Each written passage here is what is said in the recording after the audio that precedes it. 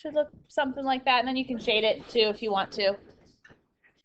Remember the alternative hypothesis, if it's greater than, it's right tail, if it's less than, it's left tail, and if it's our equal to, not equal to scenario, that's going to be two tail. Okay, any questions on that? No. Okay, so we've almost got all the little pieces we need to do a full hypothesis test. Today we're just going to put the little final bits together, and then when we get to 7-2 starting tomorrow, we'll be actually doing hypothesis testing. That's when we're going to start doing all of our calculations. Let's see here. Okay, so we're going to look at this slide first. So eventually, we're going to be able to calculate a p-value. A p-value is a probability area that corresponds to a z-score. We've done that before. We found z-scores on our chart. We found the area in the middle of the chart. That's a p-value. Eventually, we're going to take that p-value and compare it to alpha. We mentioned alpha yesterday. Alpha is something that's given to you in a hypothesis test. It's a level of significance. And based on if p is less than alpha or p is greater than alpha, we make a decision at the end to either reject the null hypothesis or fail to reject, not reject the null hypothesis. The decision that we make is always about the null hypothesis, though, okay? So sometimes the claim could be the alternative, sometimes the claim could be the null, but what we decide on during hypothesis testing is what we're going to do with that, what we're going to do with that null hypothesis.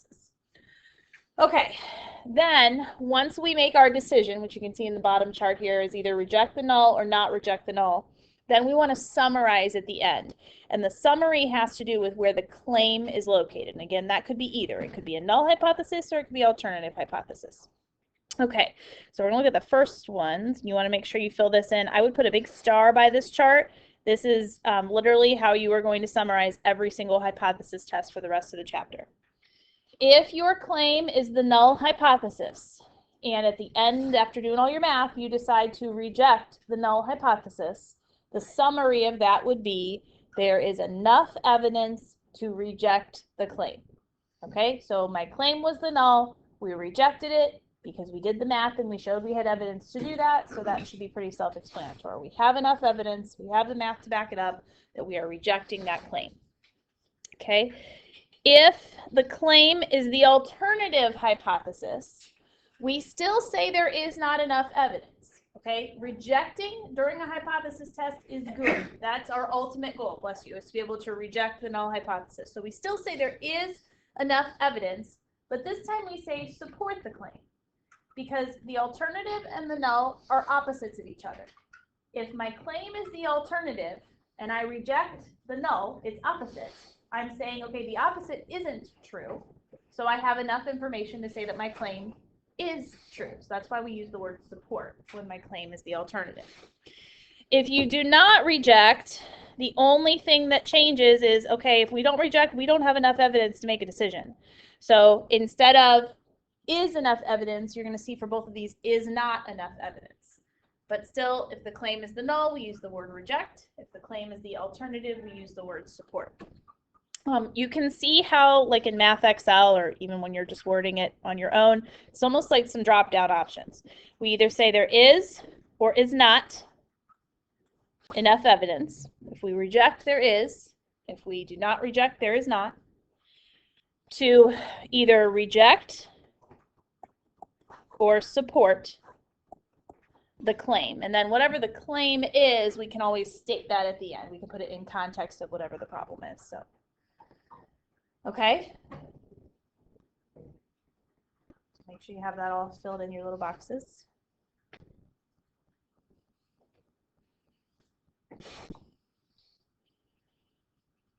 They have what they need? Okay, so let's do a couple examples. You perform a hypothesis test for each claim. How should you interpret your decision if you reject the null and if you do not reject the null? Okay, so in the first example, the claim they're telling us is the null hypothesis. We can always write it in mathematical symbols if we want to. We don't need to here. We also don't need to write the alternative hypothesis to summarize. We just need to know what the claim is, and the claim is the null. The school publicizes that the proportion of students who are involved in at least one extracurricular activity is 61%. We saw this problem yesterday. We said P equals 0.61, P doesn't equal 0.61 if we wanted to write out what our hypotheses were. Part A, let's say our math shows that we can reject the null hypothesis. And actually, let me put that, reject the null. Like so, okay? The summary statement would be, there is enough evidence to reject the school's claim that the proportion of its students who are involved in at least one extracurricular activity is 61%. If at the end we decide to not reject the null, we say there is not enough evidence to reject the school's claim. So you can see in both of those, we are saying we either do or do not have enough evidence to reject, because the null was my claim. Okay. Second one, alternative hypothesis is now my claim.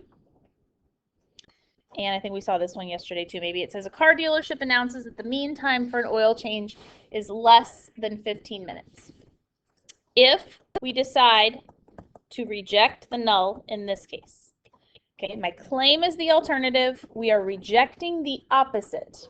So we say there is enough evidence to, since I rejected the null, I am supporting the dealership's claim that the mean time for an oil change is less than 15 minutes.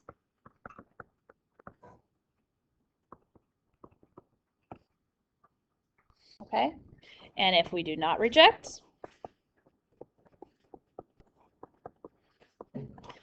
there is not enough evidence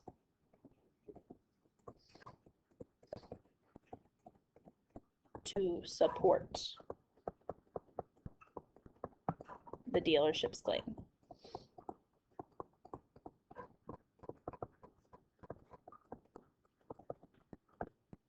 Okay.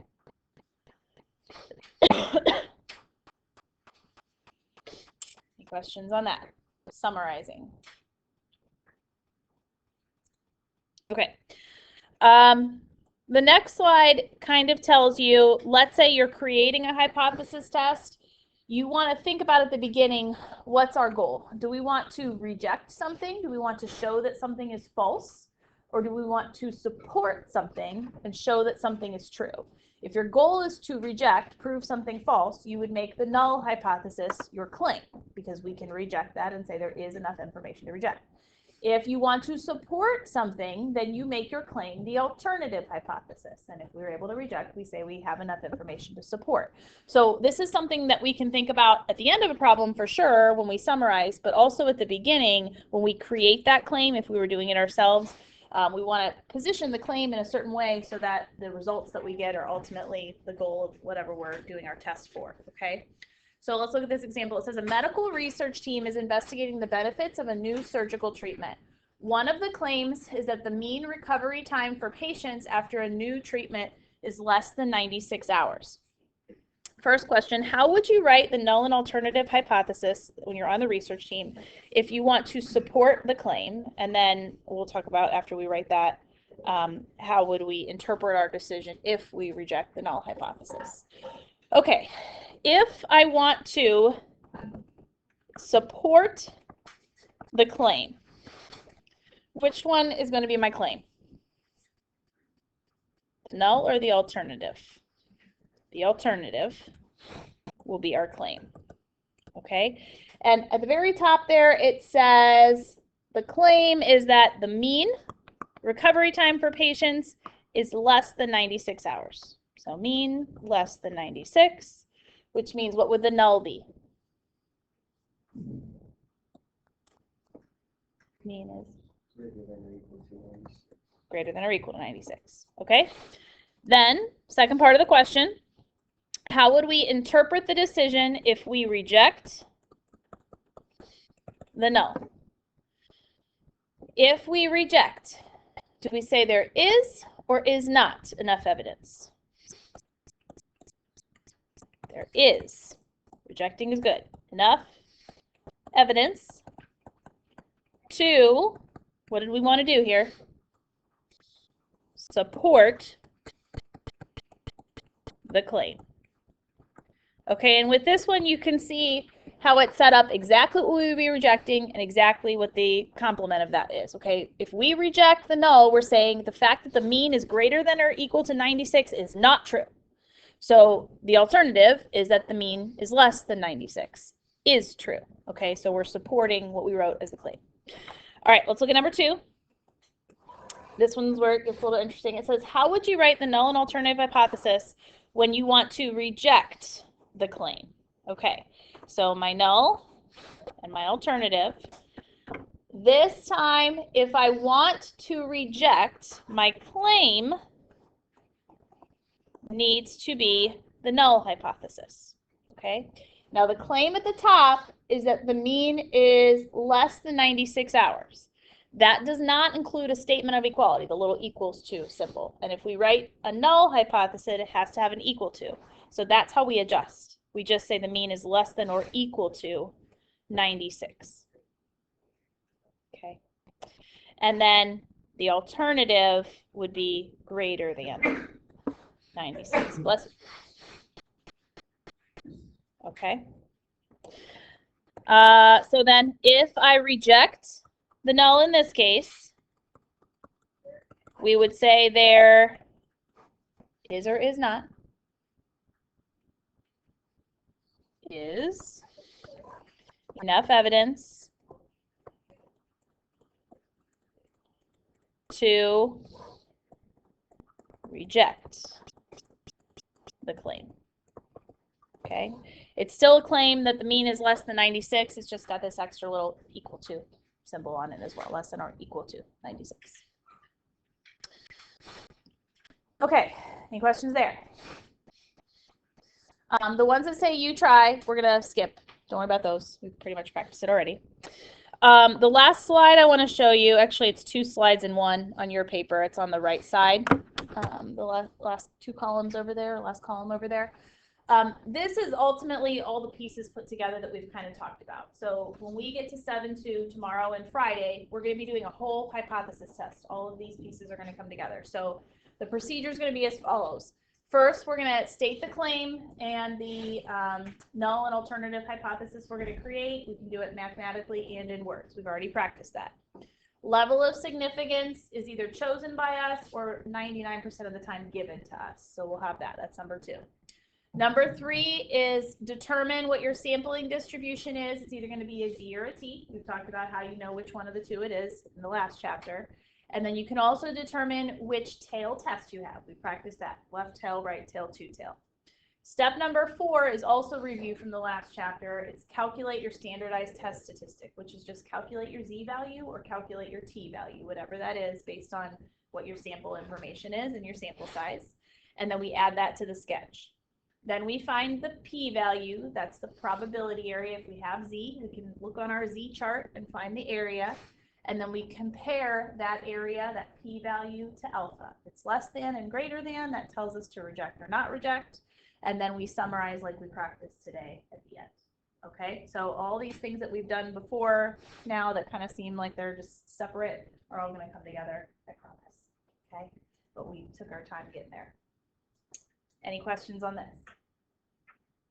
All right. Last thing I want to show you is a Math Excel question that came up last period.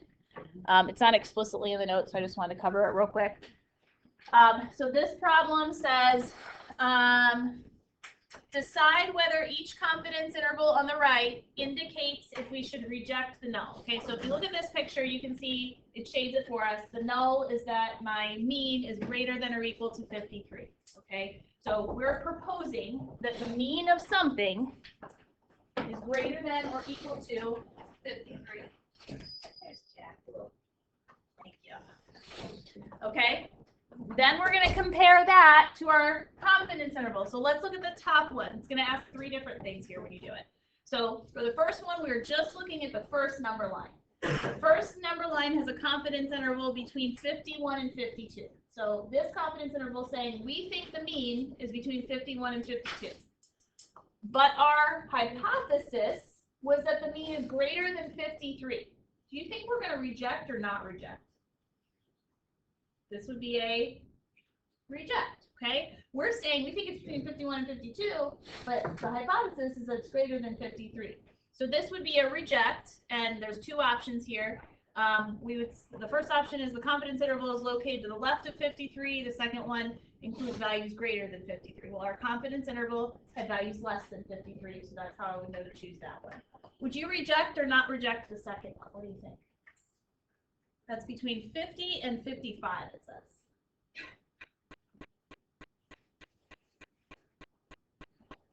What do you think? Yes or no? Reject or not reject?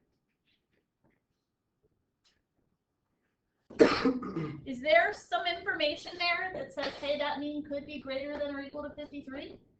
Yeah, there's some 54s and 55s in there. So we would not reject our hypothesis because we've got some, does that make sense? Okay, because we've got some information there. What about between, this one looks like it's between 51 and a half and 52 and a half. Would we reject that one? We would reject in that case because our information shows that it's smaller than 53. Okay? All right, just want to talk through that one real quick. All right, that's all I got for you today. So you should be able to do all three of the 7-1 math XLs. You guys can have the rest of the period to work on that, and I will do the cell phone lotto.